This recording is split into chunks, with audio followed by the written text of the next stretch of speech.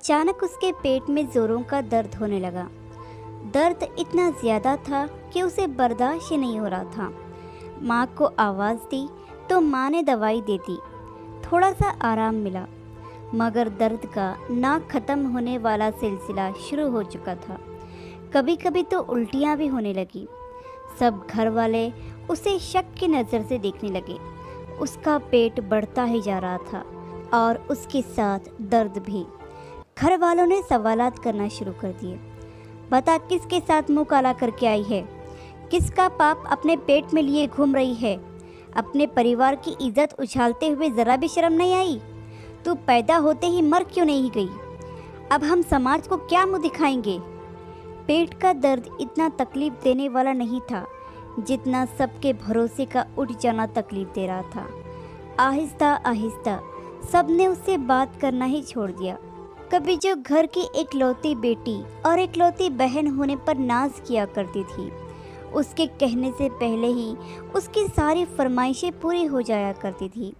माता पिता की आंखों की ठंडक, भाइयों की जान, उसे कभी कोई तकलीफ होने ही नहीं देते थे। बिल्कुल एक राजकुमारी की तरह जीवन चल रहा था। लेकिन आज सब उसे मुंह फेरे बैठे हुए थे। माता पिता, भाई भाभियाँ, कोई उसकी शक्ल तक देखने को तैयार नहीं थे। वो माँ जो उसकी हल्की सी बीमारी पर भी तड़प उठती थी, आज उसके मौत की प्रार्थनाएं कर रही थी। कसूर शायद किसी का नहीं था, कसूर उस सोच का था जो समाज के हालात को देखकर पैदा हो रही थी। किसी ने उसे अस्पताल ले जाने की जहमत तक न उठाई कि लोगों को अगर पता चल गया तो क्या मुँह दिखाएंगे। उनको अपनी बच्ची से ज़्यादा अपनी इज्जत प्यारी थी। उसे एक कमरे में बंद कर दिया गया।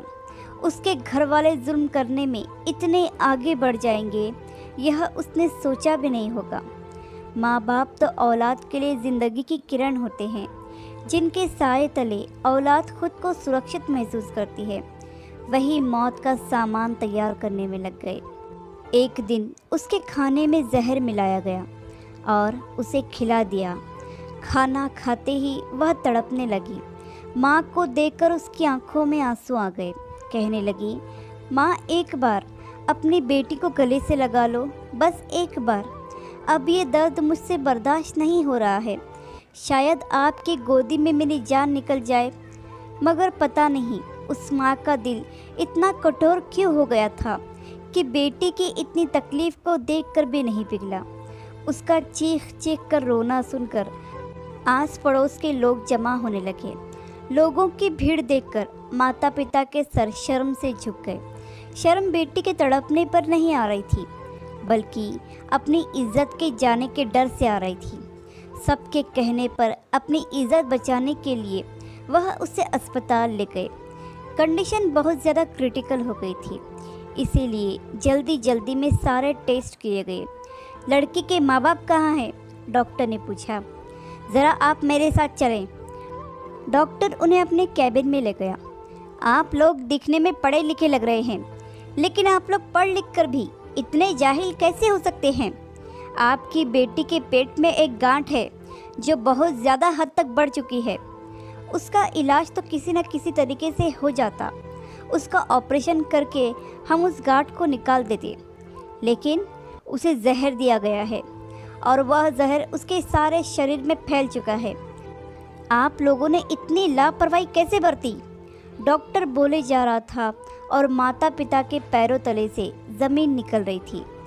माँ डॉक्टर की बात सुनते ही बेहोश हो गई। पिता के हाथ पैर कांपने लगे। भाई अपना माथा पीटने लगे। बाप ऊपर वाले से माफ़िया मांगने लगा। ये हमने क्या कर दिया? सच्चाई जाने बिना अपनी बेटी को अपने ही हाथों से मौत के घाट उतार दिया। काश कि मैं पहले ही उसे अस्पताल ले आता तो यह सब कुछ तो ना होता। काश कि मुझे अपनी इज्जत से ज़्यादा अपनी बच्ची की फ़िक्र होती। डॉक्टर तुरंत उसे ऑपरेशन थिएटर ले जाने लगे। उसने अपने माता पिता को देखा। उसकी आंखों में आंसू थे। माँ, बाबा, क्या कसूर था मेरा जो आपने मेरे साथ ऐसा किया? मैं तो आप सबकी आंखों का तारा थी ना। आपने ज़रा सा भी विश्वास अपनी बेटी पर नहीं रखा।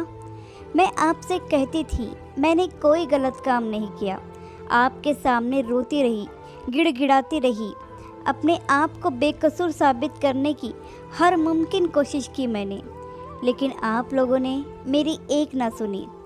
फिर भी आप मेरा परिवार हो, मैं आप लोगों से बहुत प्रेम करती हूँ, इसलिए जाते जाते आप सबको माफ़ कर देती हूँ। अब मेरे अंदर जीने की कोई तमन्ना नहीं है। डॉक्टर उसे बचाने की पूरी कोशिश कर रहे थे। बाहर माँ, पिता और भाई भाभियाँ उसके लिए प्रार्थना कर रहे थे। डॉक्टर साहब बाहर आए और कहा, अफसोस है कि हम उसे बचा नहीं पाए, लेकिन आपने बहुत बड़ा गुनाह किया है। ऊपर वाला शायद ही आपको माफ़ करेगा। जब उसे बाहर लाया गया तो माँ ने उसके चेहरे को बड़े प्यार से देखा, उसी चेहरे को जिसे कितने महीनों तक देखना भी पसंद नहीं करती थी। उसने अपने घर वालों के हाथों वह सज़ा पाई थी जो गुनाह उसने किया ही नहीं था, और इसी के साथ वह सभी को जीवन भर का पछतावा और दर्द दे गई। आशा करती हूँ कि कहानी आपको पसंद आई होगी। इस पर आपकी क्या राय है हमें कमेंट करके ज़रूर बताइए। कहानी पसंद आई हो तो लाइक और शेयर करना बिल्कुल भी ना भूलिए। चैनल पर नए हो तो चैनल को सब्सक्राइब ज़रूर कीजिए। कहानी सुनने के लिए आपका बहुत बहुत धन्यवाद।